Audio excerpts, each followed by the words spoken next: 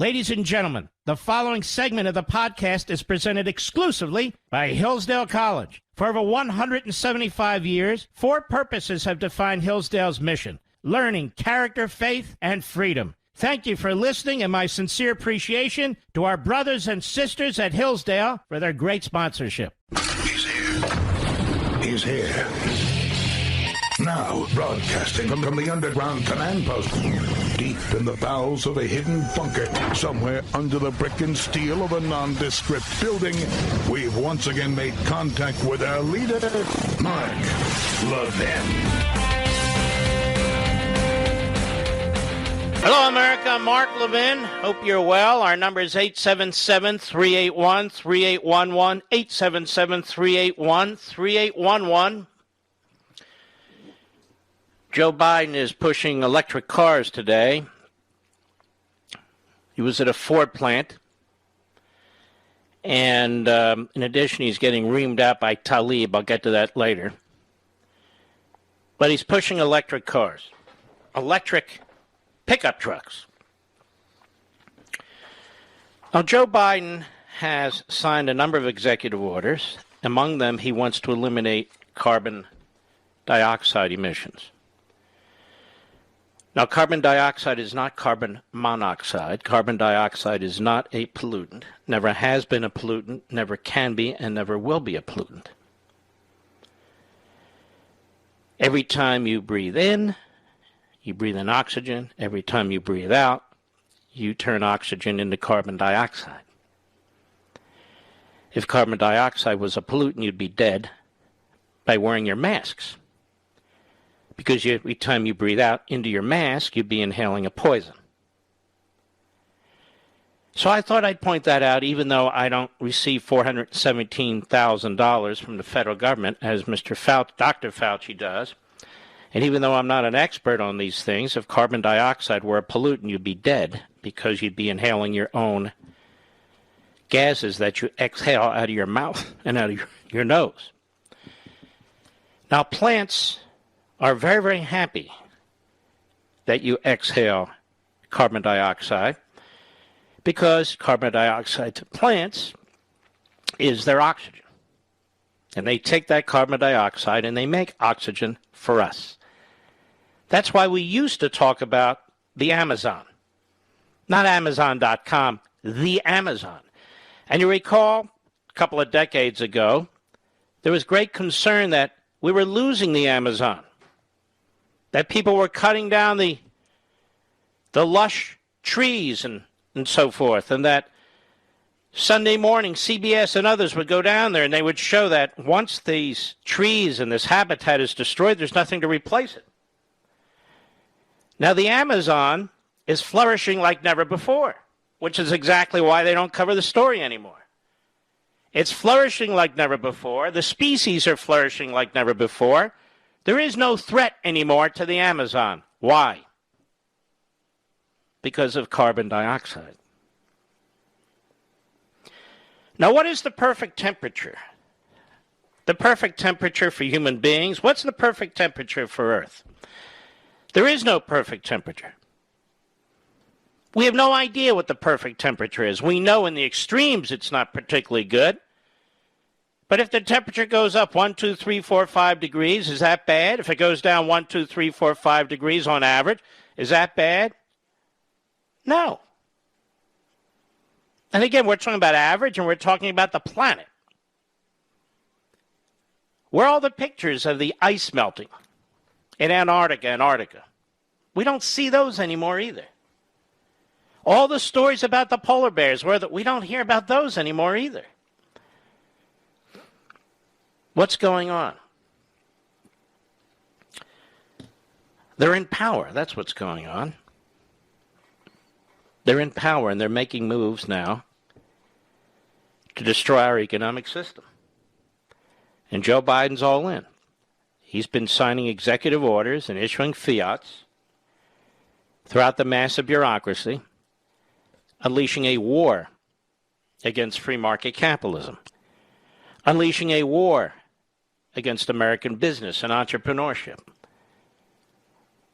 unleashing a war of lies as well. We have a radical degrowth movement being operated out of the White House, at the EPA, the Interior Department, the Department of Agriculture. And so there's a war on energy. There's a war on automobiles. There's a war on trucks. But they'll all be electric, don't you know? The vast majority of people who go to these seminars, the vast majority of people who are meeting as I speak in one bureaucracy after another, hatching one fascistic plan after another, have never, ever worked in the private sector. The vast majority of them do not have degrees in the proper hard sciences. They have degrees in social sciences, behavioral sciences, political sciences, but not in the hard sciences. The vast majority of people who are leading this effort politically are among the dumbest politicians who walk with 2 feet on the face of the planet. AOC, John Kerry, Joe Biden. And among the three of them, they have absolutely no serious private sector experience. They're going to do to the entire American economy what they've done now to our gas prices. That's what they're doing. It is a national security concern because communist China doesn't waste any time with this sort of stuff. And they are on the move. And they are building approximately 1 coal site a day, while we're either standing still or destroying them. Communist China emits more carbon dioxide than all the rest of the world combined. All the rest of the world combined. And they signed the Paris Climate Accords because they'll sign anything. Just as they signed the deal with Great Britain that was supposed to protect Hong Kong for 99 years, worked for about 47 years, and now they've destroyed Hong Kong. Communists, like Nazis, will sign anything. It means nothing to them. And yet for the appeasers and sellouts in our country, they wave it around. It means everything to them. This war on our economic system is really quite bizarre if you think about it. I've talked to you before about Professor George Reisman. And he wrote a massive book, really an iconic book, just called Capitalism. And he says, as a result of the industrialized revolution, I'm quoting him, and this is in American Marxism, by the way, in the chapter on climate change fanatics, not only do billions more people survive, but in the advanced countries, they do so on a level far exceeding that of kings and emperors in all previous ages. At a level that just a few generations ago would have been regarded as possible only in a world of science fiction. With the turn of a key, the push of a pedal, and the touch of a steering wheel, we drive along highways and wondrous machines at 60 miles an hour. With the flick of a switch, light a room in the middle of darkness. With the touch of a button, watch events taking place 10,000 miles away. With the touch of a few other buttons, talk to other people across town or across the world. The average person in America even flies through the air at 6,000 miles per hour, 600 miles per hour, 40,000 feet up, watching movies, sipping martinis in the air-conditioned comfort as they do so. In the United States, most people have all this in spacious homes or apartments, carpeting, heating, air conditioning, refrigerators, freezers, and gas or electric stoves, and also personal libraries of hundreds of books, records, compact discs, tape recordings. They have all this, as well as long life and good health as the result of working 40 hours a day. And I point out, conversely, the so-called environmental movement of the 1970s has devolved into another avenue to attack American constitutional republicanism. And, of course, capitalism. From clean air and clean water to global cooling, warming, and climate change, the goal of many of the so-called leading intellectuals behind this effort has been the introduction of Marxist thinking and Marxist objectives through the guise of environmentalism as the Green New Deal, which promotes economic regression, radical egalitarianism, and autocratic rule.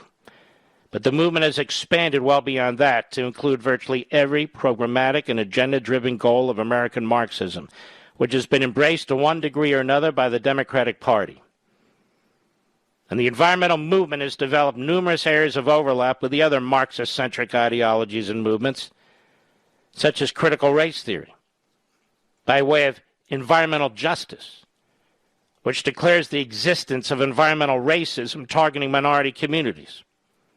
And some of the movement's masterminds insist that Marxism does not go far enough in establishing their degrowth utopianism as they imagine life in a perpetual state of nature where productivity, growth, and material acquisition are toxic to the human spirit. Of course, in the end, it all involves a form of repression and autocracy. For these are the dreams of the elites and special interests before whom mankind must bow if their illusory paradise is to be achieved. It's so true. Now, I want to discuss another aspect of this with you. Most of you don't want electric vehicles. They don't go far enough. They're extremely expensive, even though the federal government has spent billions, you may know, in subsidizing their production. Most of you don't want them. 2% of the sales of vehicles in this country are electric vehicles. Imagine the drain on the electrical grid, which, as Peter Pry pointed out on Sunday, is struggling every single day just to keep up with what it's doing. We have a war on energy at the same time we're said to be expanding the use of electricity. This isn't about carbon dioxide. This isn't about climate change. First getting colder, then getting warmer, and now colder, warmer, in between. It doesn't much matter. This is about Marxism. This ideology was first developed in Europe by Marxists, by Marxist professors, by Marxist activists who are adherents to Marx and are, in fact, pushing movements that have been spawned by Marx. They are ideologues. This is their faith. This is their religion. This is what they bow down to. Rationality, evidence, knowledge, true science are of no consequence. It is now being fully endorsed and enshrined in and by our federal government. And this movement is in alignment with critical race theory. And those movements are in alignment with the lat-crit theory of open borders, that European whites are the actual intruders, that there is no real United States. And then the extreme transgenderism movement, which has significant aspects also of a Marxist ideology, which attacks the moral undergirding of the country, claiming that these old ideas and traditions about morality have nothing to do with morality at all. They're just the viewpoint of individuals at a specific given period of time. This and more is what is devouring our classrooms. You watch on TV, you see an idiot driving around in an electric F-150, that would be the president. When you watch what's taking place. Anyway, I try to link what's taking place so people understand the bigger context of it. It's not just one story. It's not just one part of society. It's not just one politician. This is a massive movement a massive force with 1,000 sub-movements. And this is why I wrote American Marxism. And this is the journey you and I are going to take together. When is Father's Day, Rich? I don't even know when it is. It's in June. May I suggest, friendly, you might want to get several pre-ordered copies for your father, your husband, son, uncle, whomever, and let them know that you did that as we continue this effort to have as many pre-orders as possible all across the country before the release. I'll be right back. Mark Levin.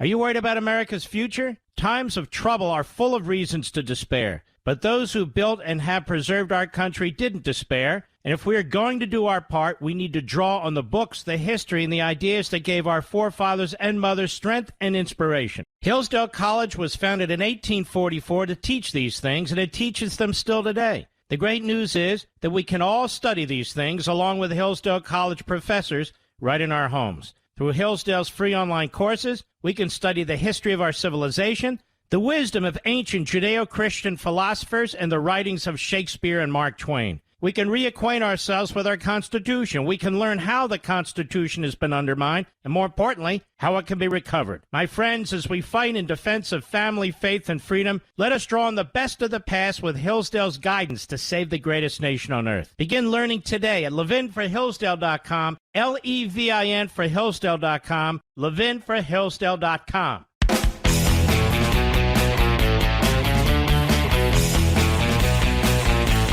You see, folks, politicians make political decisions.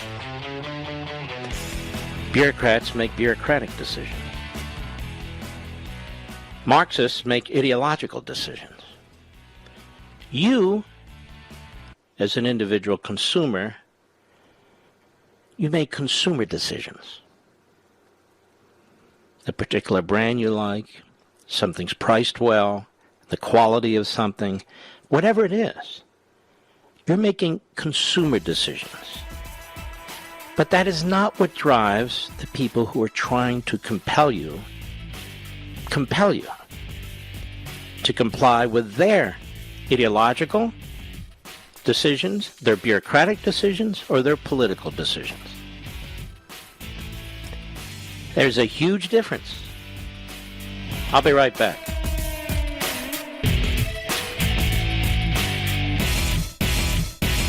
Are you worried about America's future? Times of trouble are full of reasons to despair. But those who built and have preserved our country didn't despair. And if we are going to do our part, we need to draw on the books, the history, and the ideas that gave our forefathers and mothers strength and inspiration. Hillsdale College was founded in 1844 to teach these things, and it teaches them still today. The great news is that we can all study these things along with Hillsdale College professors right in our homes. Through Hillsdale's free online courses, we can study the history of our civilization, the wisdom of ancient Judeo-Christian philosophers, and the writings of Shakespeare and Mark Twain. We can reacquaint ourselves with our Constitution. We can learn how the Constitution has been undermined, and more importantly, how it can be recovered. My friends, as we fight in defense of family, faith, and freedom, let us draw on the best of the past with Hillsdale's guidance to save the greatest nation on earth. Begin learning today at levinforhillsdale.com, Levin for Hillsdale.com, levinforhillsdale.com. Conservative and proud of it. Call the Mark Levin Show at 877-381-3811. All right, I'll give you a sample of what's going on here. To the you want to know why we have inflation and so forth. Here's a piece by the Associated Press. Now, you know that they are absolutely discredited, but every now and then they have to print something, and they do. And here's the piece today. 88% of children covered by monthly payments starting in July. 9 out of 10 children in this country, that is their families, the parents, 9 out of 10 children in this country are going to receive taxpayer payments as part of that $2 trillion so-called Corona relief bill. And that coronavirus relief bill, as we talked about before, really covers about 9% of it covers the coronavirus relief. The rest of it was a massive boondoggle. And you can see how that's affecting inflation now. And how it has completely turned our economy on its head. We have 8.1 million jobs unfilled. And yet we have millions of people on the unemployment lines who are receiving subsidies by our government. And the private sector, particularly small and medium-sized businesses, cannot compete with the federal government in terms of the money that people are receiving. And so a lot of these businesses are wanting to open or are open, but they can't stay open or they have limited hours or what have you because they can't get the workforce because much of the workforce is being subsidized to stay home. And what's happening is there's production shortages. There's supply chain shortages. They want to blame the virus. It's not the virus. It's the human pandemic who goes by the name of Joe Robinette Biden Jr. Here's the Associated Press, Josh Boak. The Treasury Department said that 39 million families are set to receive monthly child payments beginning on July 15. The payments are part of President Biden's $1.9 trillion coronavirus relief package, which expanded the child tax credit for 1 year and made it possible to prepay the benefits on a monthly basis. Now, let's stop here. This is not going to be 1 year because the Democrats have, the Democrats have said they want to make this permanent. Matter of fact, they want to make most aspects of the so-called coronavirus relief package permanent, meaning trillions and trillions of dollars on top of trillions of dollars. Nearly 88% of children in the country are set to receive the benefits without their parents needing to take any additional action. The money goes right in to the parents' account. It's direct deposit. This tax cut sends a clear and powerful message to American workers, working families with children. Help is here, Biden said in remarks at the White House. Qualified families will receive a payment of up to $300 per month for each child under 6, up to $250 per month for children between the ages of 6 and 17. The child tax credit was previously capped at $2,000 and only paid out to families with income tax obligations after they filed with the IRS. Now it doesn't matter. You don't have to file anything. Now listen to this. But for this year, couples earning $150,000 or less can receive the full payments on the 15th of every month, in most cases by direct deposit. The benefits total $3,600 annually for children under 6, $3,000 for those who are older, let's say you have 4 kids.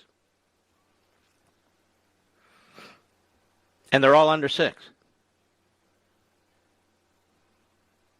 4 kids are all under 6. You're going to get about $15,000.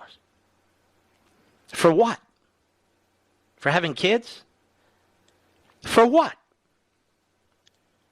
And, you know, people are going to game this. I'll give you an example. Let's say there's a couple.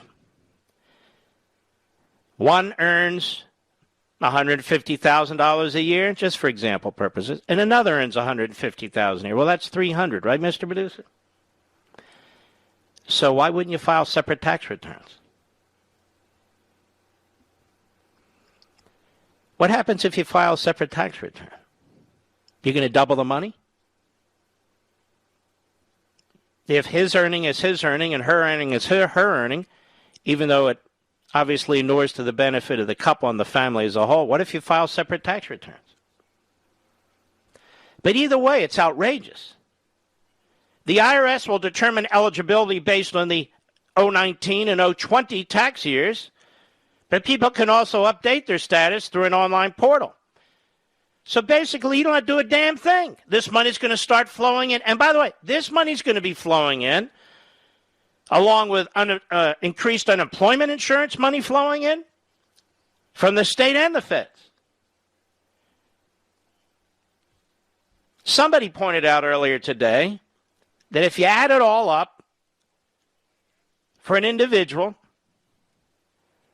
who isn't working, they can get up to $32,000 a year. Up to $32,000. These aren't economic decisions, ladies and gentlemen. These are political decisions.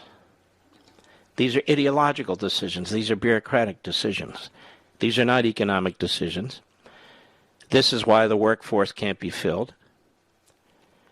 This is why small and medium-sized businesses can't work at full capacity. This is why production levels are down, not because there's a lack of material, it's because there's a lack of manpower and labor. When the federal government's policy is to subsidize non-work, is to encourage people to go on the dole, to massively increase the welfare state as it increases the debt. If that's the policy of the federal government, which it is under the Biden administration, you create economic dislocation. And on top of this, so what I'm saying is these tax policies are really labor policies. They're sops to the left. They're sops to try and increase the support for the Democrat Party. And when you include on top of this excessive unemployment, and when you include on top of that the war on energy independence, we were energy independent, ladies and gentlemen, 4 months ago. I just paid $4 a gallon for gasoline, $3.99.99. Last year, I think it was like $1.80 or $1.90. That's unnecessary. Wait until you start getting your electric bills. They talk about electricity. Well, electricity just doesn't come out of the air. You know, we're not all flying kites like Benjamin Franklin with keys on the end of them. Electricity has to be created. It has to be created. And believe it or not, you need energy to create energy. You need energy to create energy. So while all this is going on, energy costs are going up. And because of the proposed massive taxes on businesses and capital gains that are being proposed, a lot of these businesses are not expanding. They're not investing what they had intended to invest on research and development. They're stuck waiting to see what a 50-50 Senate is going to do. They're sitting there. They don't know what to do. And on top of that, Joe Biden wants everybody in the private sector to be part of a union. Even though about 6 to 7% of the private sector workforce is unionized, he wants it to be 100%. People are looking at that. They're trying to push up the minimum wage to $15 an hour. On the one hand, they're subsidizing people not to work. Small and medium business, large too, but I'm focused on small and medium businesses, can't find the workers that they need. Then they're going to tell these small businesses, you can't serve the amount of food you were going to serve at your restaurant. You can't sell the amount of clothes you were going to sell at your retail store and so forth.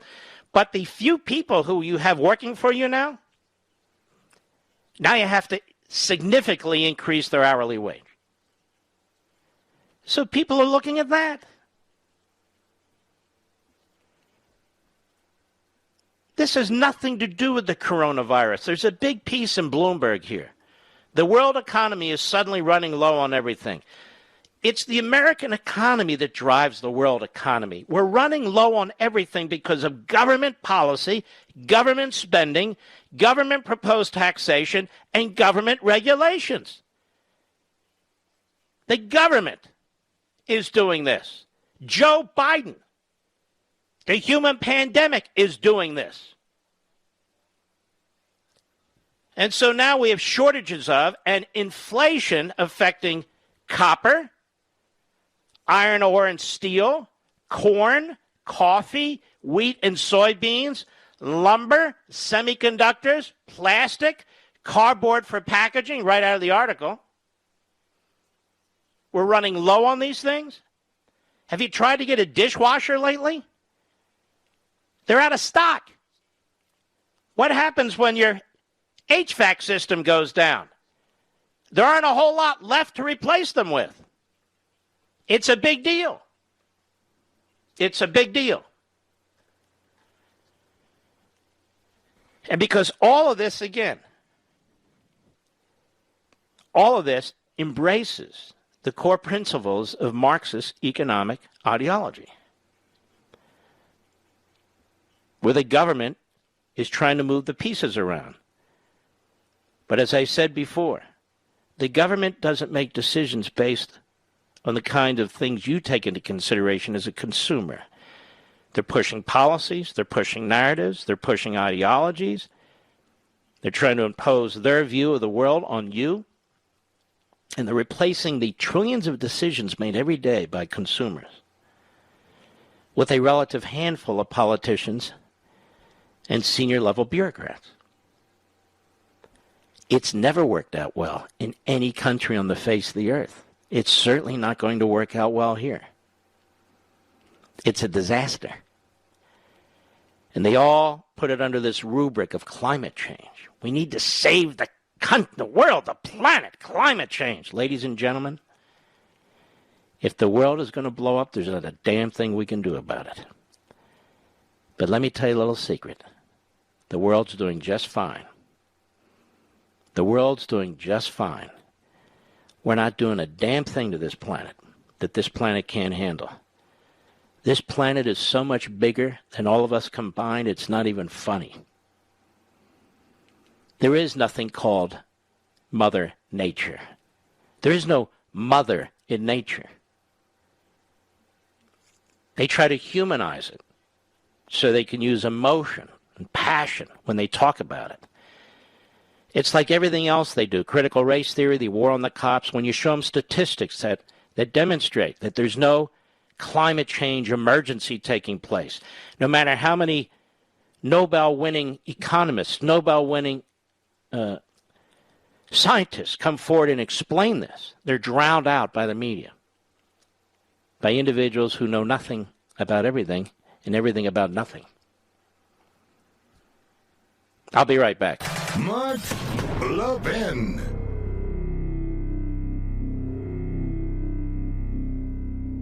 Are you worried about America's future? Times of trouble are full of reasons to despair. But those who built and have preserved our country didn't despair. And if we are going to do our part, we need to draw on the books, the history, and the ideas that gave our forefathers and mothers strength and inspiration. Hillsdale College was founded in 1844 to teach these things, and it teaches them still today. The great news is that we can all study these things along with Hillsdale College professors right in our homes. Through Hillsdale's free online courses, we can study the history of our civilization, the wisdom of ancient Judeo-Christian philosophers, and the writings of Shakespeare and Mark Twain. We can reacquaint ourselves with our Constitution. We can learn how the Constitution has been undermined, and more importantly, how it can be recovered. My friends, as we fight in defense of family, faith, and freedom, let us draw on the best of the past with Hillsdale's guidance to save the greatest nation on earth. Begin learning today at levinforhillsdale.com, Levin for Hillsdale.com, levinforhillsdale.com.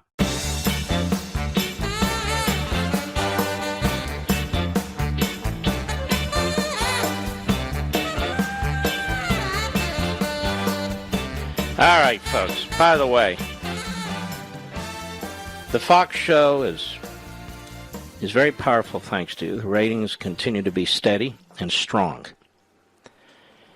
The radio ratings continue to be steady and strong. The podcast continues to expand.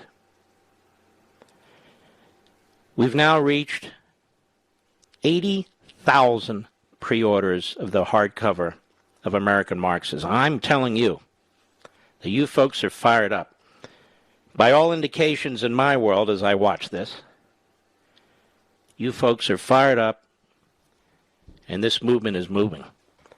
And you can see aspects of it already taking place throughout the country. This is you. As a matter of fact, Mr. Producer, I know I need to do the sponsor, and I will, but Beneil Dariush, a UFC fighter, Saturday, He won a fight even though they said he was expected to lose. And I want you to hear what he had to say. Now, this is the UFC. This is MMA. Got one go. I want to thank my Lord and Savior, Jesus Christ. That's number one. Hey, calm down. Calm down. Number two, I want to dedicate this fight to all the people who've been hurt by Marxist ideologies. There are millions of you, and I know it. And it's just a fight. I know it's not much, but I want you to know that I love you, and I understand the pain. I don't completely understand, but I love you, and I understand your pain. This is a fantastic patriot. And the word is getting out. And people are using the right words. And this is what we need to do. We need to take over the culture, the language, and we're doing it. You would never have heard a UFC fighter mention anything like this. And you're starting to see the word used more and more. Now, the guy from Axios was on Fox, and he calls Bernie Sanders a progressive and AOC a progressive. They're not progressives, although we know what that self-identifier is intended to do. It's intended for you to put down your defenses. These are Marxists, pure and simple. Marxists. When we return, oh my gracious, we have so much to get into. Oil pipelines, it's the strangest damn thing. Joe Biden, his first act is to shut down an American pipeline that we're building with the Canadians. Not only do we lose 14,000 union jobs and God knows how many related jobs, but we lose access to Canada's oil through the pipeline. I thought Canada was an ally. Then we have the Colonial Pipeline that's knocked out by just a bunch of marauders who are based in Russia. Of course, Putin doesn't know anything about it, we're told. Of course, he knows everything about it. If he didn't know anything about it, he knows everything about it now. Now, Joe Biden just sold out our country again. And it involves another oil pipeline, which I will tell you about when we return. I'll be right back.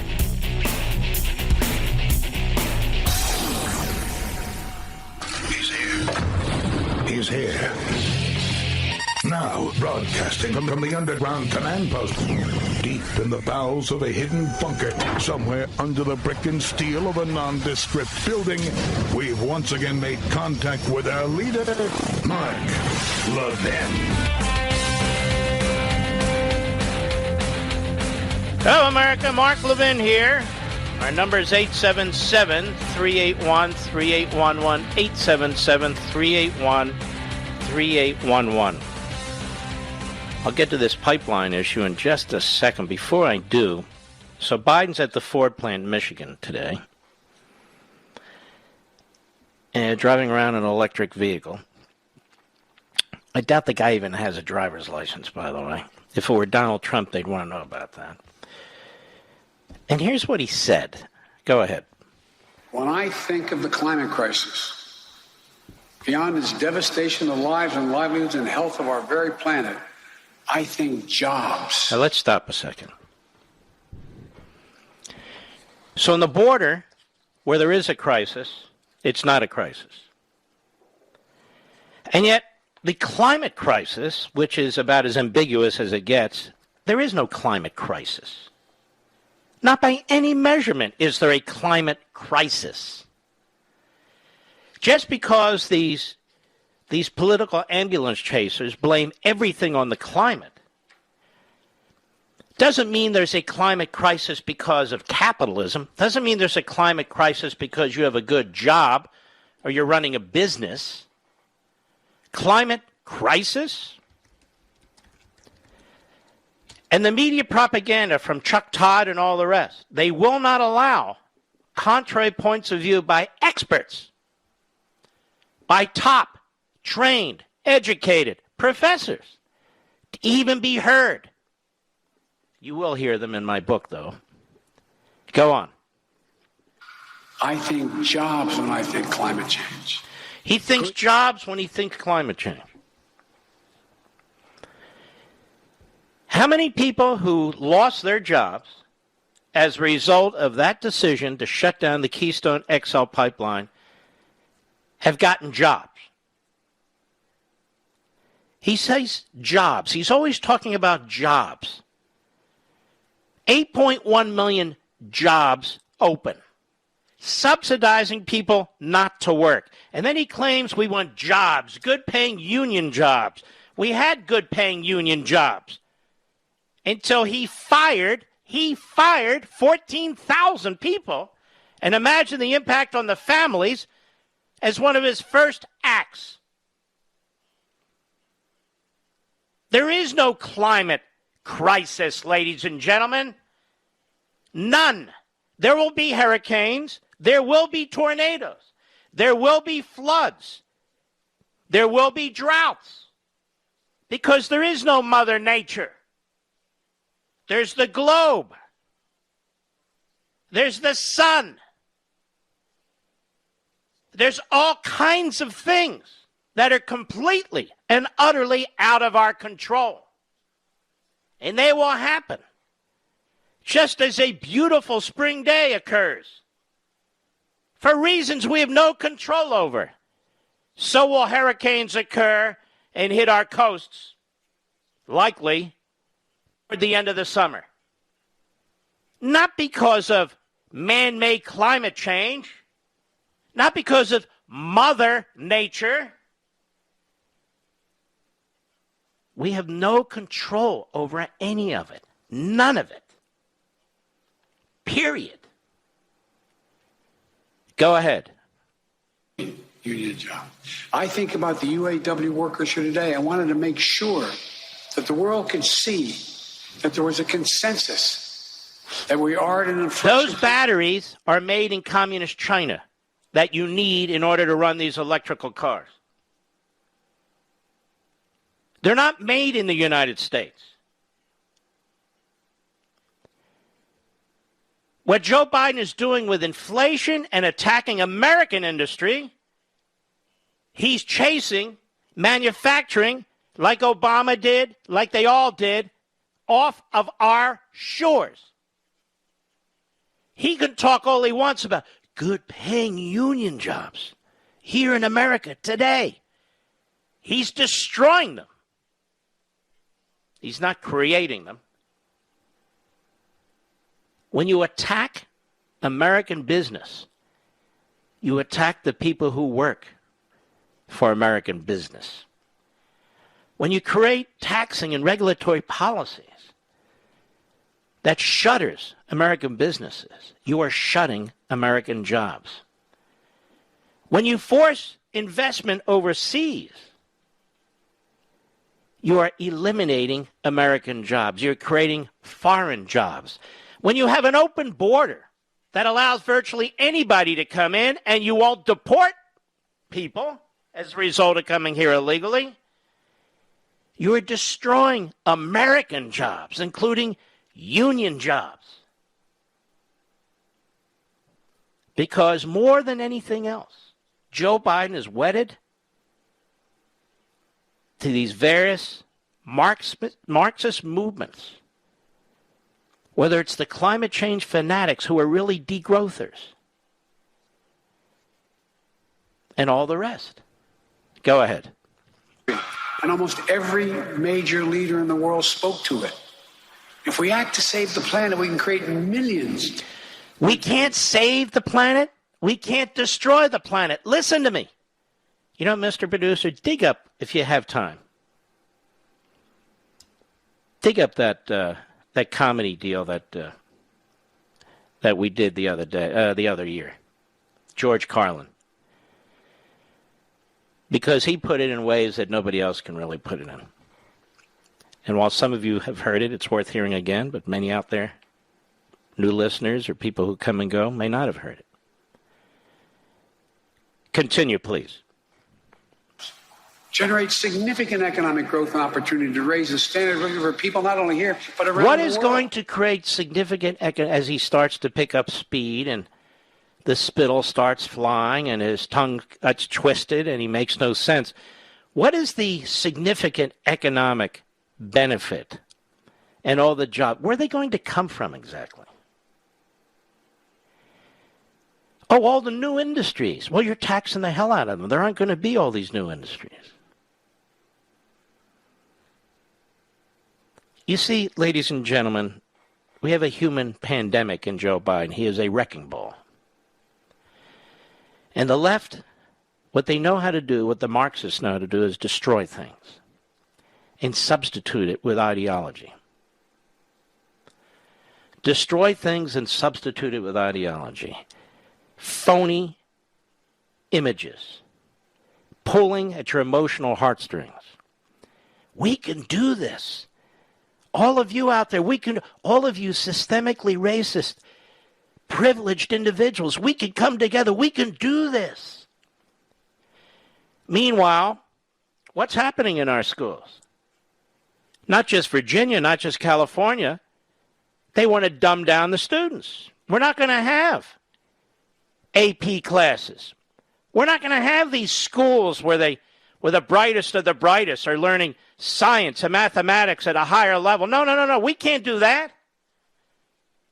We're not going to do that. No, we can't. We got a whole racial agenda here going on. We got a racial agenda going on. We've got a degrowth agenda going on here. We have an immigration agenda going on. We got all kinds of agendas going on here, all of which are intended to undermine you, the American people, whomever you are, wherever you're from. Go ahead, please. But I also wanted to put the world on notice. America is back. The world is on notice that we have the biggest imbecile possible in the Oval Office. What does he mean, America is back? What does that mean? While he's hollowing out America. America's back. The communist Chinese are thrilled with this buffoon. The fascist leader in Russia is thrilled with this buffoon. The Islamo-Nazis in Tehran are thrilled with this buffoon. America's back. Yeah, we can't fill jobs. We're subsidizing people not to work. The border's wide open. We're attacking our own economic system. Soon we're going to be attacking our constitutional system by going after the courts. Oh, yeah, America's back.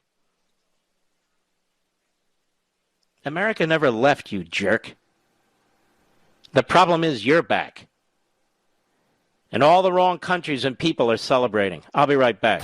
Mark Levin.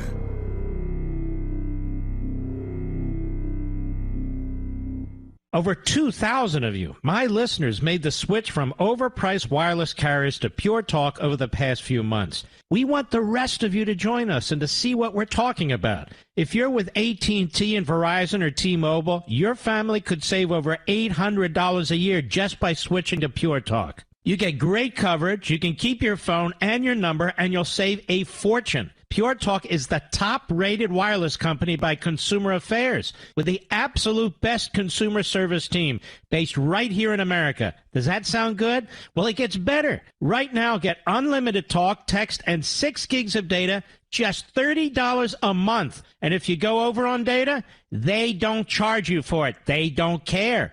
Go to puretalkusa.com and enter promo code Levin Podcast. Again, puretalkusa.com, promo code Levin, Levin Podcast. And when you do, you'll save 50% off your first month.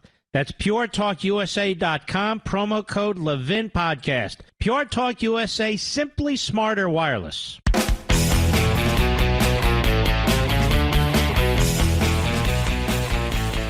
Oh, I didn't forget. I want to talk about pipelines a little bit more. So Biden shuts down a critical pipeline that's being built from Canada to the United States so Canadian oil can flow into the United States. He signs an executive order preventing further drilling on federal lands, stopping drilling that's already occurring. He has nothing to replace that with. We're going to do this, we're going to do that, you're going to get this, you're going to get that. Typical Marxist pablum. You're not getting anything. They've spent trillions, and they want to spend trillions more. On what exactly? What is going to replace all of this? Nothing. Now, China's building pipelines, they're building coal plants, Russia's building coal plants, and they're building a huge pipeline from Russia to Germany. And you may recall President Trump called out Chancellor Merkel, the for-life leader of Germany, and said, we have men and women over here in NATO defending your country, and this pipeline that Russia's building to you, you're going to buy their oil and not ours? And then from a national security perspective, he wisely pointed out, they'll be able to cut it off anytime they want to. So it's a serious national security concern for us, the United States. And as pointed out at National Review by Jim Garrity today, he says back on February 16th, Jen Psaki said our position on Nord Stream 2, that's the pipeline, has been very clear, and it remains unchanged. She said President Biden has made clear that Nord Stream 2 is a bad idea. It's a bad deal because it divides Europe. It exposes Ukraine and Central Europe to Russia manipulation, because it goes against Europe's own stated energy and security goals. Okay. So what's going on? What happened? This from the left-wing site Axios today. The Biden administration will waive sanctions on the corporate entity and CEO overseeing the construction of Russia's Nord Stream 2 pipeline into Germany because Trump put sanctions on him and it. According to two sources briefed on the decision indicates the Biden administration is not willing to compromise its relationship with Germany over this pipeline and underscores the difficulties President Biden faces in matching actions to rhetoric on a tougher approach to Russia. Now, wait a damn minute. Wait a damn minute. We, the people, had to go through years of this crap that the Russians had something on Trump. We had to go through a year of this crap with the phony dossier, with Russia collusion, with impeachment hearings, with congressional investigations, with criminal investigations. The media, day in and day out, the Holocaust-denying, Jew-hating media, going on and on about this stuff with Trump. It was all a lie. And here's Biden, who's apparently made a decision that gives Russia a national security and economic hammer over Europe.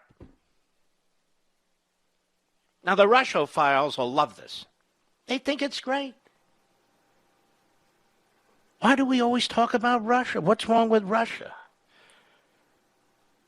Just because they threaten our aircraft, just because they threaten our ships, just because they fly in our airspace, just because they're building weapons that are aimed at us. They've modernized 80-some% of their nuclear forces. We haven't modernized 1%. Just because they're working with the communist Chinese. Just because these cyber hackers are working out of Russia and on and on. Why? What is it with these people who have a problem with Russia? Well, Joe Biden agrees with them. What is the problem with Russia?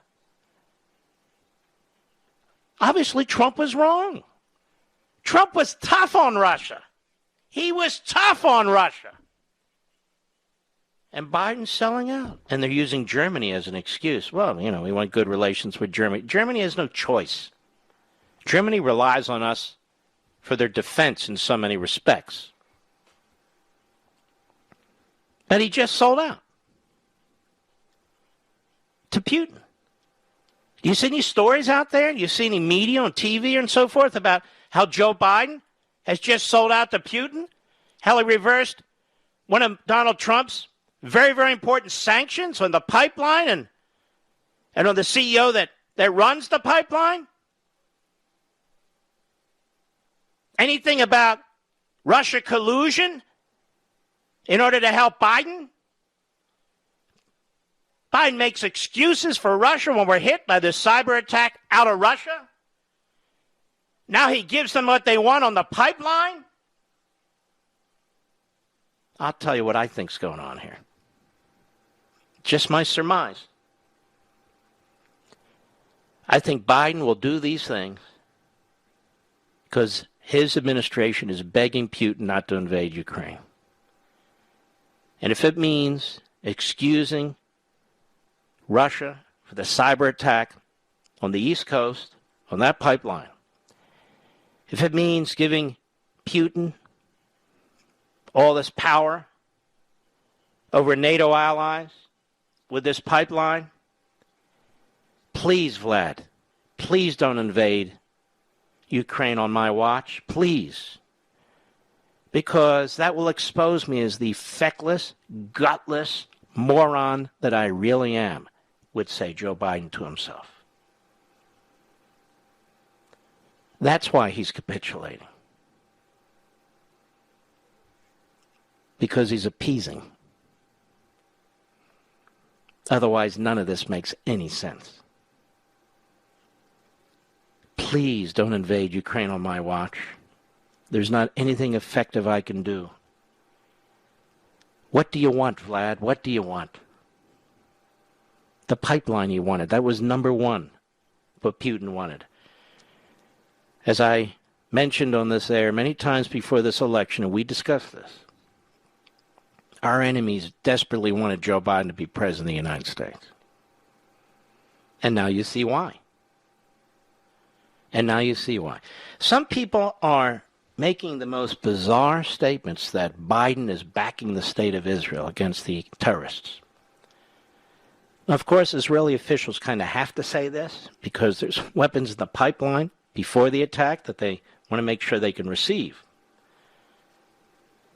But Biden's not doing anything. To say that Israel has the right to defend itself against 3,900 missiles that are fired at its cities by a terrorist organization backed by a terrorist country is to say nothing. Why doesn't he condemn the terrorists? Why doesn't he condemn the Palestinian terrorists the way Donald Trump did? I'll be right back.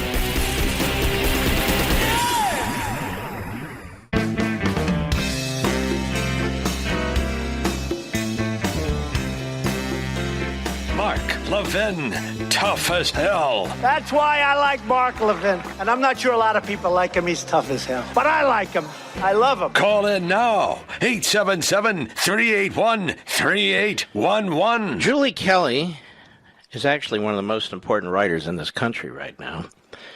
She's one of the few really focused on what's happened to the people who protested on January 6th, some of whom broke in, some of whom were invited into the Capitol building, and how they're being treated.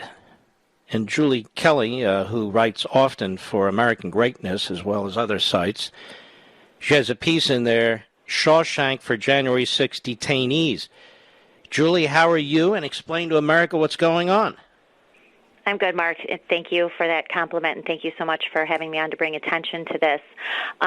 So what most Americans are aware of, and we're trying to also bring attention to House Republicans and Senate Republicans, is that there are dozens of January 6th, I call them detainees, people who have been caught up in the FBI DOJ's manhunt for protesters who were at the Capitol, inside and outside, on January 6th, transporting them to a fetid D.C. jail where they have sat for months languishing in solitary confinement conditions, not able to leave their cell except for an hour a day. Some have been abused by guards. They have no access to exercise, religious services.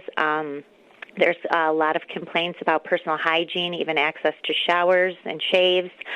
Keep in mind, and you know this, Mark, this is pretrial detention. These are prosecutors and judges signing off on pretrial detention orders as these men, all of them are men, await delayed trials that could take up to a year before their trial even begins. They have been presumed guilty until proven innocent. Now, are there any judges left in the District of Columbia to help these people? Actually, Mark, the D.C. Circuit, the appellate court, I think you and I talked about this, in the case of Eric Munchell, who is the man photographed with the zip ties, they were arrested, basically turned themselves in, were held behind bars for more than 2 months until that was appealed to the D.C. Circuit, and those three judges brought it back down to the court and prosecutors and told them there is not enough evidence, they are not a danger to society, they should be released, and the government immediately dropped their motion for pretrial detention. That has had sort of a trickle-down effect on other nonviolent offenders.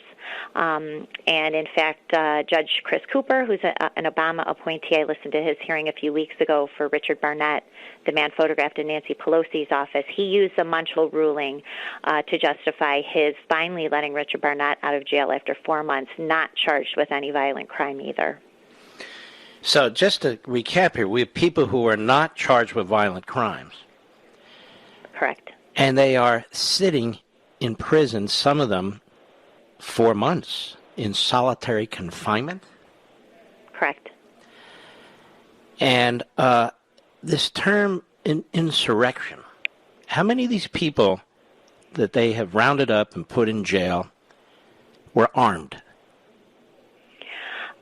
So only 2 people have been charged with firearm violations. Neither man was inside the building or even outside the building during the chaos that day. They were just charged for violating D.C.'s very strict gun control laws. So no one has been charged with carrying a firearm, certainly using one. As you know, Mark, the only person who used a firearm in the building that day was the unidentified police officer who shot and killed Ashley Babbitt.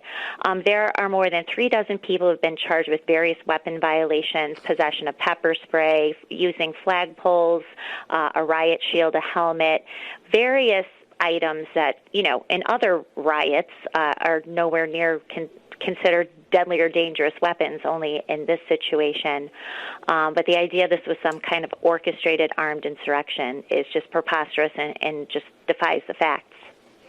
And yet Nancy Pelosi wants a 9/11 type commission, and there are Republicans who are going along with her. Has Nancy Pelosi sought a commission to find out the treatment of these individuals in D.C. jails and so forth? I don't think so. I just think the idea that we would have a commission to investigate this when we've had $2 billion worth of damage from Black Lives Matter and Antifa and other Marxist anarchist organizations, when police officers have actually been killed and brutalized, when private citizens have actually been killed and brutalized, when they carry so many weapons we can't even count them, including Molotov cocktails and frozen bottles of water, when the Portland Federal Courthouse, the Mark Hatfield Courthouse, comes under nightly attack for months at a time, when the White House comes under attack. This Department of Justice is a national department. Its reach is national. It can reach into any situation it chooses to reach into. And yet we have her unbelievably disparate treatment. You're the only person reporting on this. There aren't any networks covering this. There aren't any regular so-called reporters covering this. Are you shocked that you're like one of the few people who are actually focused on this? I am shocked. Even, conservative outlets have really ignored this, and conservative networks have ignored this too. So that's why I'm so grateful for your attention, and we're starting to get more attention to this. Mark, 2 quick things. DOJ is actively dropping suits, cases, charges against Portland rioters, people who were charged with far more egregious offenses than what we saw on January 6th. So the same Justice Department dropping federal charges against Portland rioters while keeping nonviolent offenders behind bars for, could be a year now. Also, Mark, the Capitol Police and DOJ want to keep private under wraps 14,000 hours of surveillance video that was captured on January 6th. They are seeking and receiving protective orders, even keeping this evidence from defense attorneys. Defendants can only view it in a supervised setting, and they can't download it, they can't share it, they cannot copy it. The media actually appealed to the D.C. District Court Chief Judge Beryl Howell a few weeks ago because they want to see the video evidence too, because, of course, it's all happening in virtual hearings. And DOJ and Capitol Police are trying to keep that all secret. Are there any judges in particular who are more egregious than others, do you know? Well, I would list Beryl Howell. As you know, she's a Trump antagonist, a former Senate Democratic staffer, and an Obama appointee. She was in charge of the Mueller grand jury. She has nothing kind to say about Trump and did everything she could to really thwart whatever he was doing or his Justice Department. You have the same cabal of judges, Amy Berman Jackson, Emmett Sullivan, Rudy Contreras, all of these judges who were in on the Russia, the fake Mueller probe, and going after Mike Flynn and Roger Stone and Paul Manafort. So all of those judges now are overseeing, because every case is litigated through the D.C. District Court. That's why these people are being hauled to D.C. It's a tribunal. It's a Democratic tribunal. It's not going to be a jury of their peers. What the judges are saying is just outlandish and egregious. These people's constitutional rights, their human rights, are being violated, and we just need some more attention by the media and by Republican leadership too. I don't know how the Republicans can do this, but there needs to be some hearings where these judges are brought before congressional committees and they're questioned about what they're doing. There needs to be some form for this, because otherwise they are absolutely rogue. This is absolutely appalling. As you know, they increased the number of D.C. circuit judges in order to stack that court. So if you get a good panel, you're pretty lucky. And they want to do the same with the United States Supreme Court. When you sit back and look at this, Julie Kelly, this is tyranny, isn't it? This is tyranny of the judiciary. This is tyranny of the Democrat Party, isn't it? It absolutely is, Mark. We went 4 years from the FBI ambushing Mike Flynn in the White House to the FBI ambushing couples in Alaska, sitting in the inn that they own, handcuffing them, separating them into different rooms, interrogating them without lawyers for the mere fact that they went to the Capitol, to Trump's speech, and then to the Capitol outside that day. That's how quickly this Justice Department has been weaponized, accelerated, and 48 Republican senators voted to put Lisa Monaco as number 2 in the Justice Department. So that's something that has to be remembered, too. And who is she again? Lisa Monaco was a Russia collusion, hoaxer. She was in on this from the beginning. She was the one who helped initiate the bogus ICA into Russian collusion. She was a CNN pundit for 4 years, bashing Trump, an Obama loyalist, an Obama henchman. That's how you could describe her. And 48 Republican senators, except for Rand Paul and Ted Cruz, voted to put her in charge of the Justice Department. So just Rand Paul and Ted Cruz. That was it. That was it. They didn't ask her one question about the Russia collusion hoax that she helped orchestrate, that she helped concoct in 2016. Not one Republican senator asked her one question in her confirmation hearing, and she got almost unanimous confirmation by the U.S. Senate. Appalling. They're in on it. When you have the Department of Justice and the D.C. courtrooms, the various judges, and the media against you, it's almost impossible for the system to work. It's almost impossible to get your honest day in court, isn't it? It's impossible for these people. It honestly is. Everything is stacked against them. A lot of them can't even afford attorneys. They have had to bring in public defenders from other states, including Puerto Rico, to defend these people. They are intentionally overwhelming the D.C. judicial system. So these trials will lag on into 2022. They can hang these cases and these people around the necks of what they call the sedition caucus, right? So House Republicans who wanted to object to the certification of the election results, and the senators who did it too, to the extent who's up for re-election. This is Mueller 2.0, but on steroids, because it's not even Trump or his close associates. These are regular Americans. A lot of them are veterans, Mark,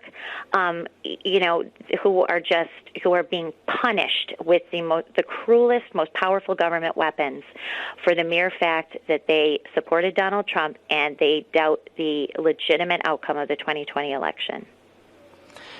And some of them, when the Capitol was rushed, some of them just walked in and walked out. I'm not making excuses, but I'm saying, why are they in jail in solitary confinement?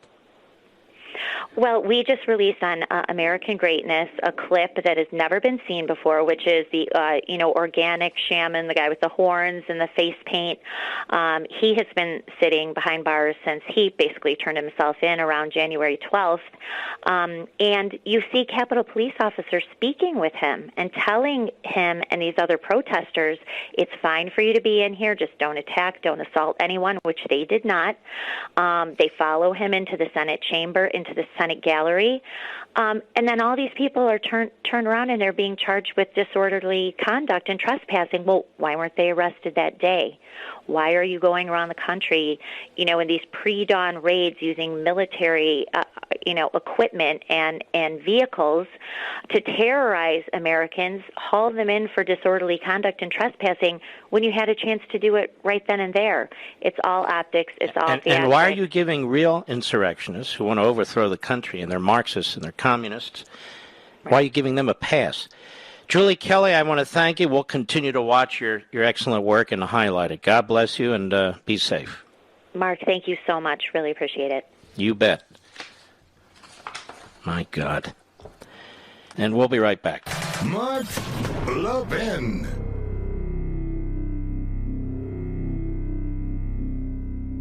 Over 2,000 of you, my listeners, made the switch from overpriced wireless carriers to Pure Talk over the past few months. We want the rest of you to join us and to see what we're talking about. If you're with AT&T and Verizon or T-Mobile, your family could save over $800 a year just by switching to Pure Talk. You get great coverage, you can keep your phone and your number, and you'll save a fortune. Pure Talk is the top-rated wireless company by Consumer Affairs, with the absolute best consumer service team based right here in America. Does that sound good? Well, it gets better. Right now, get unlimited talk, text, and 6 gigs of data, just $30 a month. And if you go over on data, they don't charge you for it. They don't care. Go to puretalkusa.com and enter promo code Levin Podcast. Again, puretalkusa.com, promo code Levin, Levin Podcast. And when you do, you'll save 50% off your first month. That's puretalkusa.com, promo code Levin Podcast. Pure Talk USA, simply smarter wireless.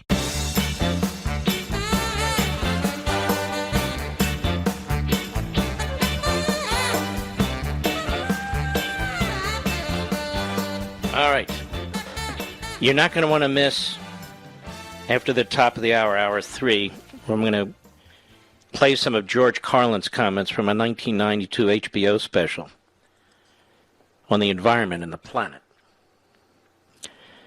And this is one way what Carlin did to try and fight back in the culture, too. That is, make the case where the case needs to be made. We'll talk more about that, again, when American Marxism comes out. But it's definitely worth listening to. Not me, him, listening to him. I could kick myself. I don't have time to find it, but I wanted to break it down for you, which I'm, of course, not allowed to do, but I'll do it anyway. We were talking about this, that we have really over 80,000 pre-ordered hardback copies of American Marxism. Nobody's ever seen anything like this. And when you add in ebook and audio, we're over 90,000. So I strongly want to encourage you, just think about it, for Father's Day or for any day, to jump over to Amazon.com or Barnes & Noble or Walmart or whatever link you'd like to use. And if you're going to order the book, please pre-order the book. I won't be doing a big marketing push on this until the book is released or day 2 before, but I want you to get your hands first and foremost on July 13th when this book comes up. I want it to show up at your door. It's a first edition copy. I have no doubt we'll have to print other editions, so the first edition copy is the copy most people want to get. And so we'll hit the ground running, because the day of its release is the day that we push this movement into high gear. The movement's already taking place. I can feel it, I can smell it, I can see it. It's already taking place. This is you, many of you. Different towns, different radio shows, different TV shows. Even the MMA, the UFC, you can hear how people are talking now. This is crucially important. This is part of the effort here. So during the break or any time, if you have an opportunity to run over to Amazon, I would appreciate it. I think when the book comes out, you'll appreciate it. Go ahead and pre-order your copy. It's almost 40% off right now. Almost 40% off. And if they drop it even more, you'll get the best discount that they offer. I'll be right back.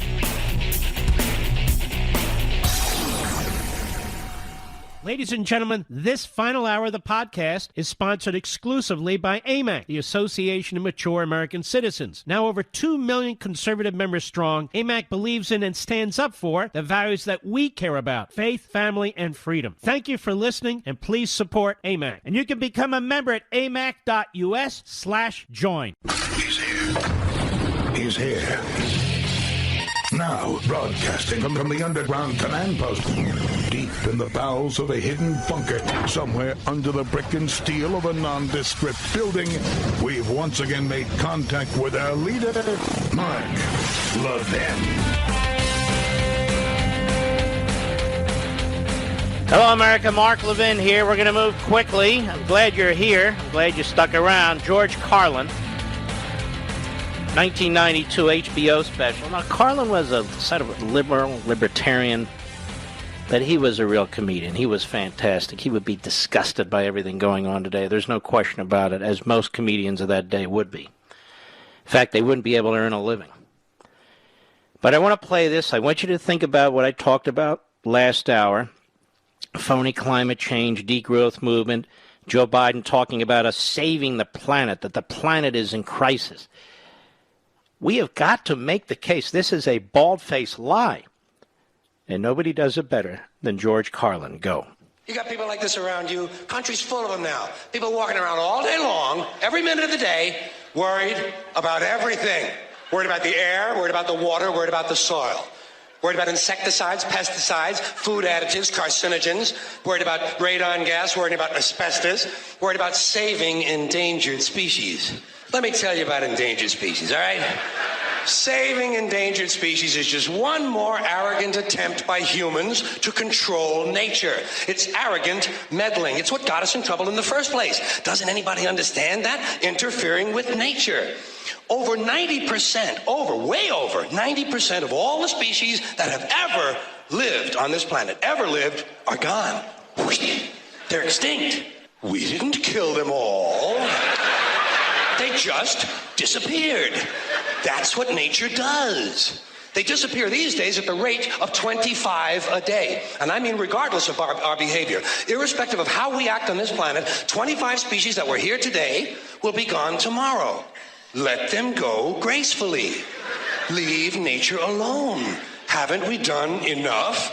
We're so self-important. So self-important. Everybody's going to save something now. Save the trees, save the bees, save the whales, save those snails. And the greatest arrogance of all, save the planet. What? Are these people kidding me? Save the planet? We don't even know how to take care of ourselves yet. We haven't learned how to care for one another. We're going to save the planet? I'm getting tired of that.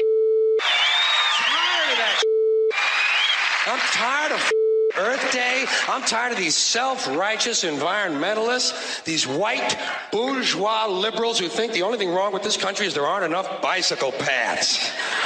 People trying to make the world safe for their Volvos. Besides, environmentalists don't give a shit about the planet. They don't care about the planet. Not in the abstract, they don't.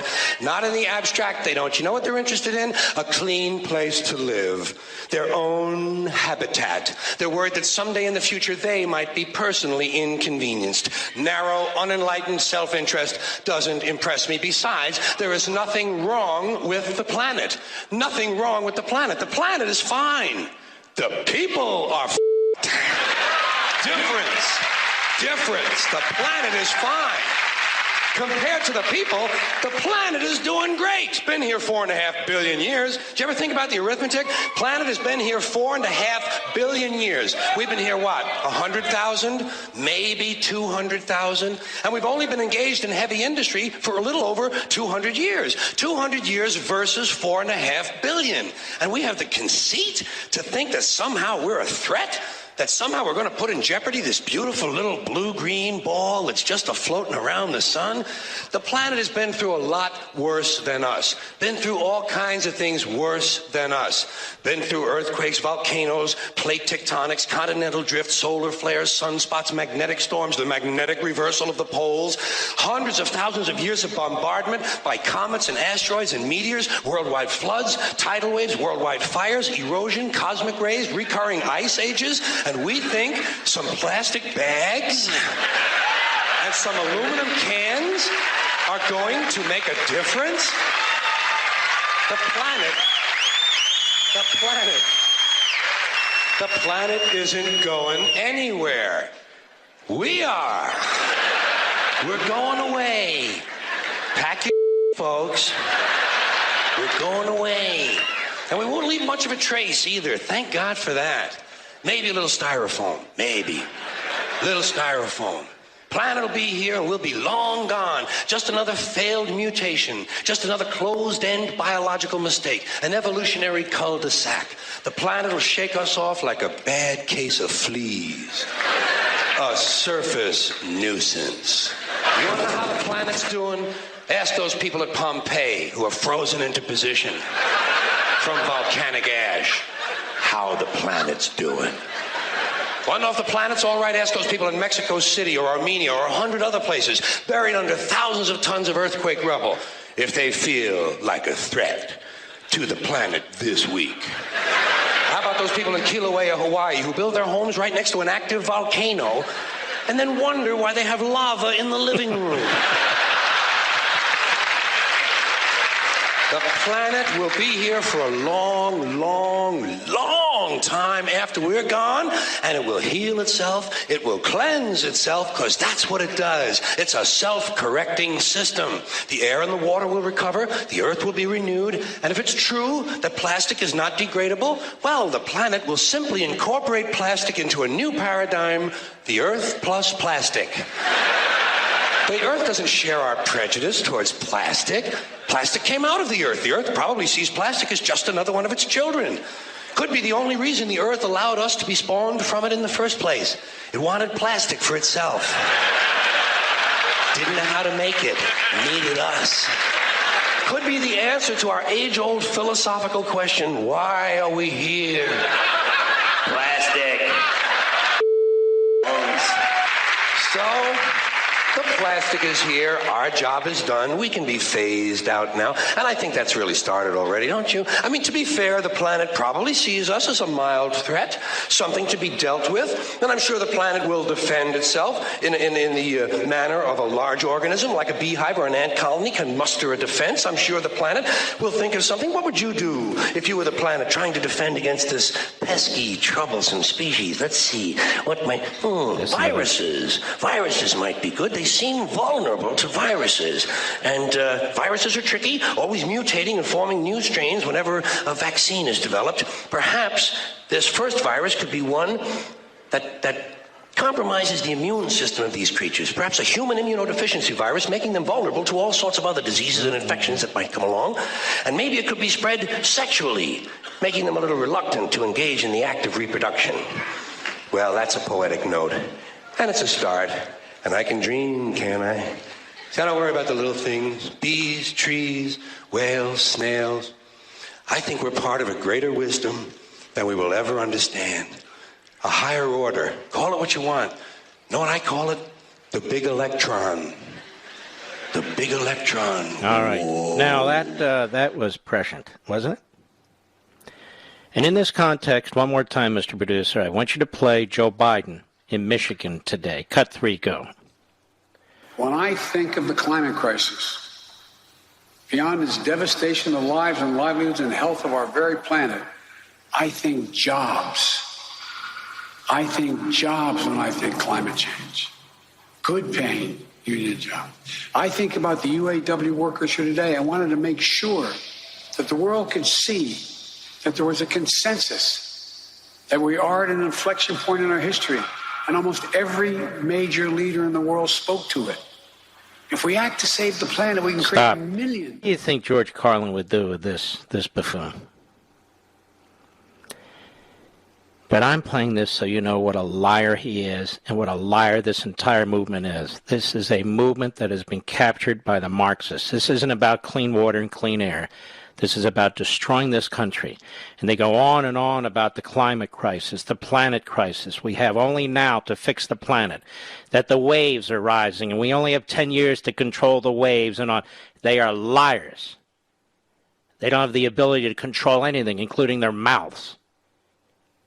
We're being herded like sheep over the edge of the cliff. They want to take the greatest economic system on the face of the earth and destroy it. Why? So they can empower themselves, so they're in charge, so the Democrat Party is in power for all time. They don't care what they control as long as they control it. They don't care if the lights are out, that the water stops. They don't care. This is about power. We have no ability to control this planet, and this planet is not in crisis. Things happen. I'll be right back. Mark Levin.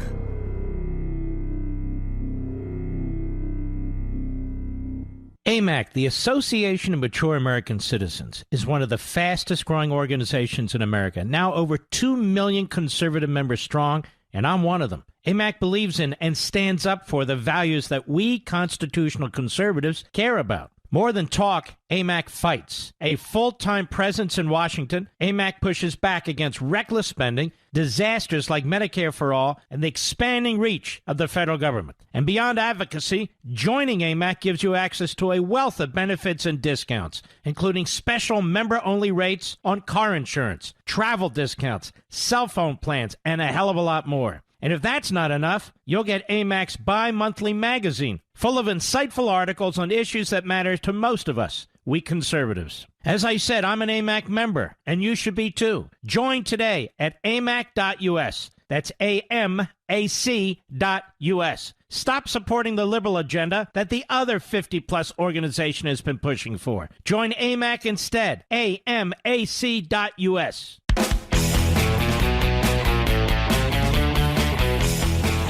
You know, there's a congressman who represents, among other places, Huntsville, Alabama, that I'm very, very familiar with. And I actually wanted him to be the senator the first time around when we had a debacle and a Democrat was elected. And now he's running the Republican primary for the nomination to run for the Senate in Alabama again. Mo Brooks. Mo, how are you, sir? Doing great, Mark. Appreciate you having me on your show tonight. Well, it's a pleasure. So tell me, Mo, if you win the seat, first you win the nomination, then you win the seat in the Senate. This country's in dire, dire condition. I assume you're going to be the same firebrand in the Senate than you are in the House, right? Absolutely. I believe that our country is worth fighting for, and we need a lot of fighters right now in the House of Representatives and in the United States Senate in order to defeat the socialist agenda. And just being the normal kind of you scratch my back, I'll scratch your back politician that we have so many of in Washington, that's not what our country needs right now. We need people who go toe-to-toe with the socialists, or else the socialists are going to win. And you've been really excellent as a member of the House. How long have you been a member of the House? I was elected in 2010 in the Tea Party suite. That's right. And you played a big role in that. I appreciate your getting the public educated enough so that they were concerned enough to do what was necessary to put a big stop sign into the Obama agenda in the House of Representatives. Well, thank you. But, you know, the public is really so patriotic if we give them a chance. Now, your district now includes what areas? Well, it's from Mississippi to Georgia along the Tennessee line, basically 80% of the Tennessee Valley. We have a wonderful Tennessee River that goes through us with lots of lakes, lots of outdoor activities. And, of course, we're the birthplace of the America Space Program with Werner von Braun, the German rocket scientist team. And not only that, we're now pretty much in charge of all the gee-whiz bang weapons that you see our military use, in particular what the United States Army uses. Whatever they use goes through Huntsville, Alabama, because we have the Army Materiel Command at Redstone Arsenal. And that's someplace, that Redstone Arsenal. A lot of great things happen there. Absolutely. Yeah. You have much of a primary. Who is it that wants to who thinks they're more qualified than you? Well, we're in pretty good shape, Mark. It's kind of scary good right now. Mm-hmm. The only polling I've seen in the last 2 weeks has us at 58%, with what I call the establishment candidate at 11%, and then a nice lady who's an ambassador, former ambassador, at 5%. The ambassador is a self-funder. She's not getting much in the way of traction yet, but you never know. As things unfold, maybe she'll get more support than she's shown so far. Now that's a pretty big lead, and it can't be sustained.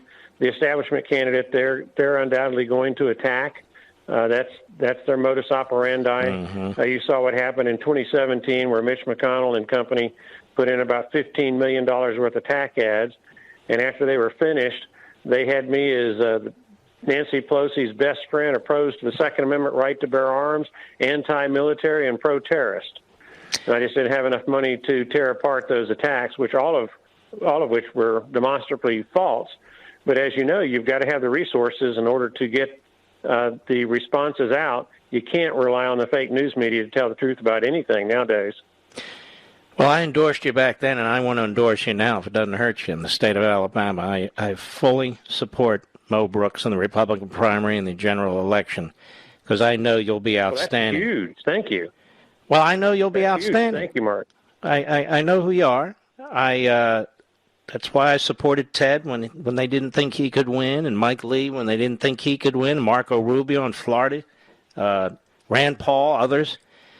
Now, you're running there. Has President Trump endorsed anybody yet? President Trump has wholeheartedly endorsed Mo Brooks. It was a beautifully worded endorsement, to quote some of his people. And I'm very, very pleased to have that endorsement. I've been endorsed by the Senate Conservatives Fund.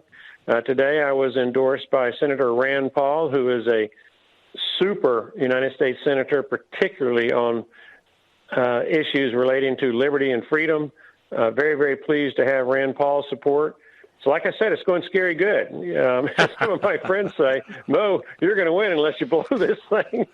Kind of puts the pressure on you when you're up, say, in a football game or a basketball game late in the game. And all you got to do is keep doing what you have been doing, not freeze the ball and mess up. And I want to know if Mitch McConnell jumps into this race, because honestly, I've never seen a Republican leader in the Senate before get involved in races that do not affect his state so he can try and elect people who will keep him as the leader of the Republican Party there. I think that's a disgrace. I think he ought to mind his own business. He's held on to that job an awfully long time, and the country's moving backwards awfully fast. That's just my own view. Well, hey, if you don't mind me putting in a plug, folks who would like to help based on Mark Levin's strong recommendation and endorsement, please go to mobrooks.com, MOBROOKS.com, and sign up as a volunteer, make a contribution. We very much need conservatives around the United States to join our effort. We're ahead right now, but it won't be a cakewalk. The lead I have right now, quite frankly, 47 points, that's unsustainable, particularly in the face of two candidates who have significant amounts of money. But if Alabama can't put a principled conservative in the United States Senate in Washington, D.C., then our country's in worse shape than I thought. No, you're exactly right. We can't lose seats to rhinos and so forth in a state like Alabama. We need to have very, very solid people. Mo, I don't know of anybody better than you for any state. As a matter of fact, you'll be a great senator from Alabama as well. So that's mobrooks.com, just like it sounds, MOBROOKS.com, mobrooks.com. Anybody can help him, please do. Anybody in Alabama wants to volunteer and help him, please do. He's right. There's going to be an attack. There's going to be an onslaught. He faced it before, and they lie. They don't want to engage on the issues, do they, Mo? Well, it used to be that there was honor in the political profession, particularly when you had a news media that would catch you when you were dishonorable. Now, the fake news media is totally in the tank with the socialists, and they love nothing more than to stir the pot in our Republican primaries. So the only way you can defend yourself against false attacks is by purchasing it. And that's why folks' campaign contributions are so important, much more important than they used to be. All right, Mo Brooks for Senate in Alabama. I'm a strong supporter of Mo. I was before. I was when he ran for the House many, many years ago, because I know he's one of us. MoBrooks.com, MoBrooks.com. Good luck to you, and I'm sure we're going to have you back, Mo. Take care of yourself. Thank you. Very much appreciate it. Y'all take care. God bless. And I shall return.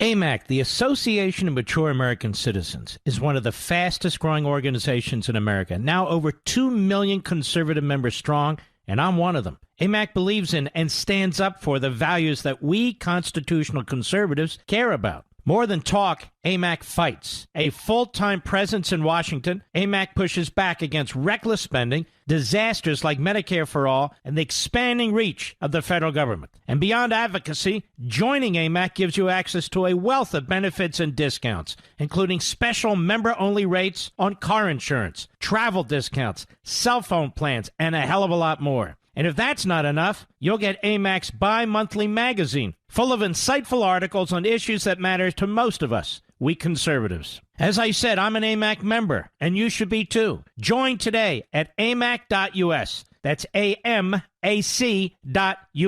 Stop supporting the liberal agenda that the other 50-plus organization has been pushing for. Join AMAC instead. AMAC.us.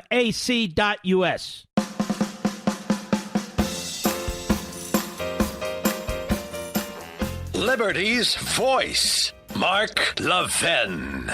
Talk with that voice now. 877-381-3811. So we're going to get Curtis Sleeve on the program next week. He's not aware of this. I just spoke to the group. I want to get Josh Mandel on this program, too. Maybe the week after that, Mr. Producer. He's in Ohio. We have a pretty good average. Not perfect, but that's not my goal, to be perfect. Pretty good's pretty good enough. Now here, this has been brought to my attention. We're taking a look now at Amazon.com. Let's see what the top 10 books are. What is happening out there? Zero Fail by Carol Leonig. Now, who is she? She is a reporter with the Washington Compost. So the left is pushing her book like hell. John Green. I can't even pronounce this book. Who is he? Liberal. The left's pushing the hell out of his book. Matthew Lorimer, I don't know him, but I do understand he was head of the Space Command and was sacked because of his comments about critical race theory. And he has self-published a book. Good for him. We salute him. Dr. Seuss. We like that book, too. Oh, the Places You'll Go is number 4. Van Ryten's Guide to Ravenloft, Dungeons and Wizards, number 5. The Indispensables, no idea.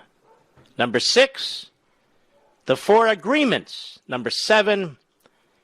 Number 8 is No Image Available. Number 9 is American Marxism. May I just encourage Levinites out there, if you're going to order the book, why don't you pre-order a first edition? Have it when we're ready to launch on the day the book comes out. I'm not waiting 3 days, 5 days, 10 days after the book comes out. The day the book comes out. We can't waste a minute. I'm already chomping at the bit. I've given you little peeks from here and there, which I'm not supposed to do, but that's okay. I'll do what I want to do. It's my book. And we've done better than ever before on pre-orders. I told you this is the biggest book, I think, because it's crucially important given our time. This is no joke. I'm not writing a book about me. This book isn't me and I and I and me. This isn't a book about psychology, behavioral sciences, what you can do or should do. About your own lives and your own. No. This is a book about knowledge, and this is a book about activism. Activism. This is a book for you. It's been written for the members of this audience. It's been written for your college-age children or grandchildren. It's been written for your high school-age children or kids going into high school. It's been written for patriots who listen to this show and ask, what can we do? What can we do? What can I do? What can I do? People who are yearning for information, yearning for knowledge, and in your own life. You're not going to change your life, but there are things you can do in the course of your life, the course of your day, the course of your weekend, that will contribute mightily to us clawing our way back. You know, the last chapter is titled, We Choose Liberty. But it was a close call between We Choose Liberty and pushback. Because by We Choose Liberty, I mean pushback. Pushback. It's only a matter of time till I'm trashed and this book is trashed. I don't care. I'm up for the battle. Are you up for the battle? These classrooms and schools belong to us. These private businesses and these jobs belong to us. That border in this country belongs to us. That Constitution that they're mocking and stepping all over, that belongs to us. When they trash this country, they're trashing us and they're trashing our ancestors of all backgrounds, all diversity. Well, let them go on defense. Let them stand on their heels. Let them write books about how to deal with us. It's time to go on offense. I shouldn't be number 9 on Amazon. I'm just saying that. Let's rally. Let's get ready. We hit this 100,000 mark. I know we're ready. I can feel it. I can sense it. I have felt and sensed these movements before. The Reagan Revolution. The Tea Party Revolution. The Trump Revolution. And it's time to unite. It's time to rally. It's time to put all little stupid differences aside. And that's what this is all about. We need to know what their ideas are. We need to know who's responsible for them. We need to know where they're coming from so we can deal with it. So we're not just out there doing things that are not addressing the institutions, the individuals, and the forces that have combined to take our country from us. Who cares what the newspapers have to say? Who cares what TV has to say? And we'll get into this, and I get into that in the book. You're going to be, I think, quite amazed at the breadth of what's covered in this book, rather concisely given the subject matter. And I'm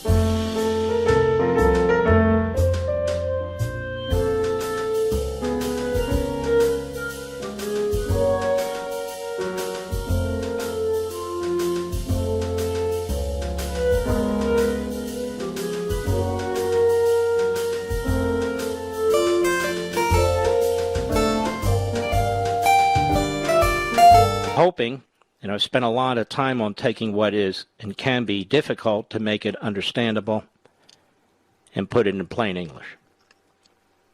That's the goal here.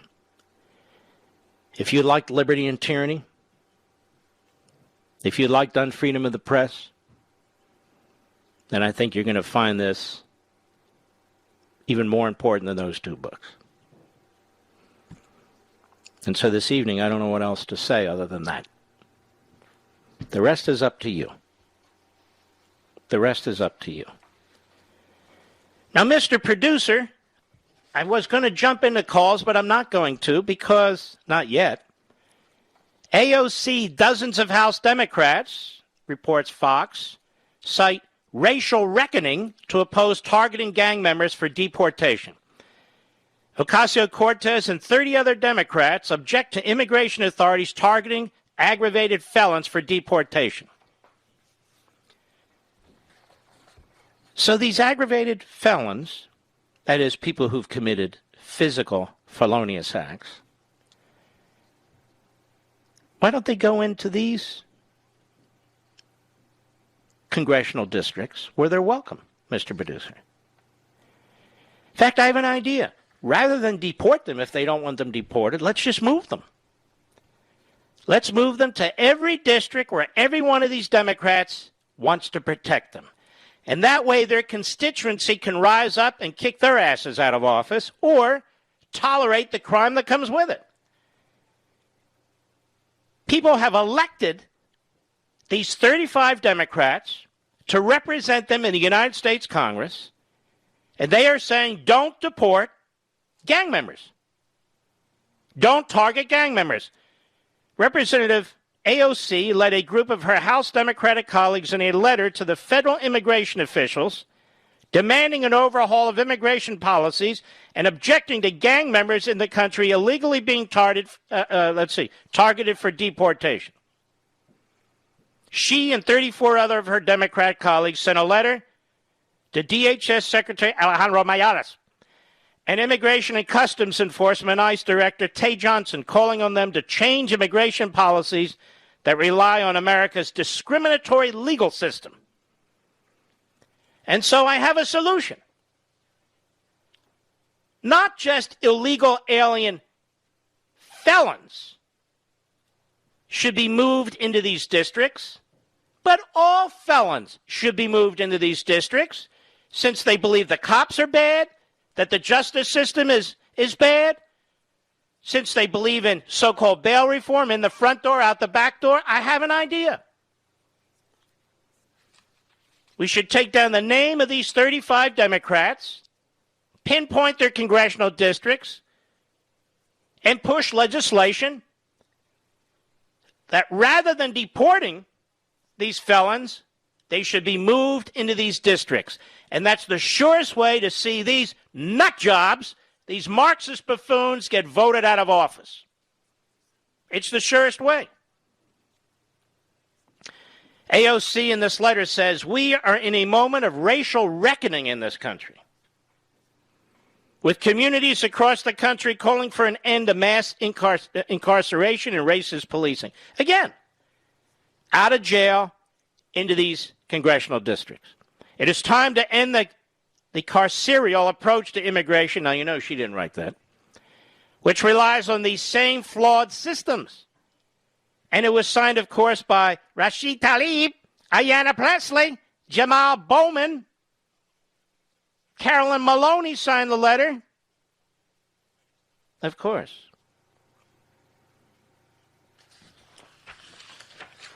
It's just like reparations. I don't believe in reparations. But if there's going to be reparations, then the Democrat Party should pay it. The Republican Party didn't support slavery. My ancestors weren't even here. But the Democrat Party is still here. And it represents the vestiges of slavery. That's its history. So I think the Democrat Party should pay reparations.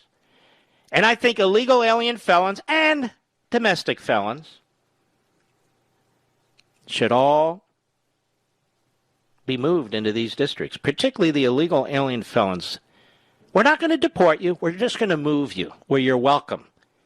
We are obviously welcomed by these congressmen and congresswomen, these Congress Marxists.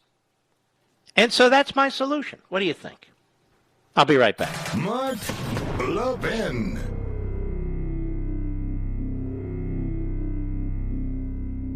AMAC, the Association of Mature American Citizens, is one of the fastest growing organizations in America. Now over 2 million conservative members strong, and I'm one of them. AMAC believes in and stands up for the values that we constitutional conservatives care about. More than talk, AMAC fights. A full-time presence in Washington, AMAC pushes back against reckless spending, disasters like Medicare for All, and the expanding reach of the federal government. And beyond advocacy, joining AMAC gives you access to a wealth of benefits and discounts, including special member-only rates on car insurance, travel discounts, cell phone plans, and a hell of a lot more. And if that's not enough, you'll get AMAC's bi-monthly magazine, full of insightful articles on issues that matter to most of us, we conservatives. As I said, I'm an AMAC member, and you should be too. Join today at amac.us. That's AMAC.us.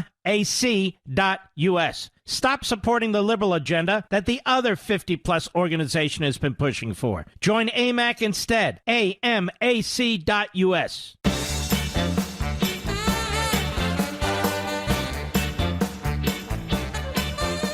Mr. Producer, to whom shall I speak?